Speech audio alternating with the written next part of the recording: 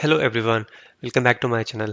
Today in this video we'll see how to insert a new column and a new row in Microsoft Excel. So let us open the software. As I need some data, I'll open a previously saved file, that is this one here, and we have the data. So to say about the insert option, it is available here under the home tab, here in the cells panel over here, this one. Got it? So there is one more easier method, so we'll see that one first. As you already know, the columns are identified by the letters such as A, B, C, D, and so on, and the rows are identified by the numbers such as 1, 2, 3, 4, 5, 6, so on, as you see here. So if you want to add a new column means, first you have to select the column where you want to add a new column. So in this case, just imagine I want to add a new column in the place of D. So come to the letter D here, select it using the left mouse button. Now right click using the mouse. So you'll see number of options here, out of which you have to select insert. So you can see a new column here. So you can type in the header that you want.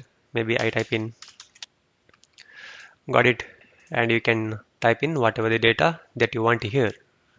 So suppose if you want to delete it later means, come to the letter D, select it using the left mouse button. Now right click using the mouse and click on delete. So this is how you remove the column. Got it? And we can also use this option here. So select the letter D using the left mouse button. Now come to the insert option here, click on this arrow, click on insert sheet columns, and you can remove it by selecting the column D using the left mouse button. Now right click on delete. In the same way, if you want to add a new row means, select the row where you want to add a new row. So in this case, I want to add a new row in the place of row 7. So I go there, select the row using the left mouse button.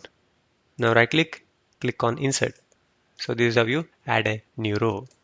In the same way, if you want to delete it means, you can select the row 7. Now right click on delete. Got it right?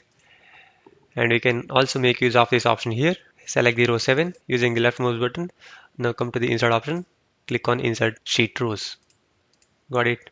So in the same way, you can delete it using the same old method. Come to the row 7. Select it using the left mouse button.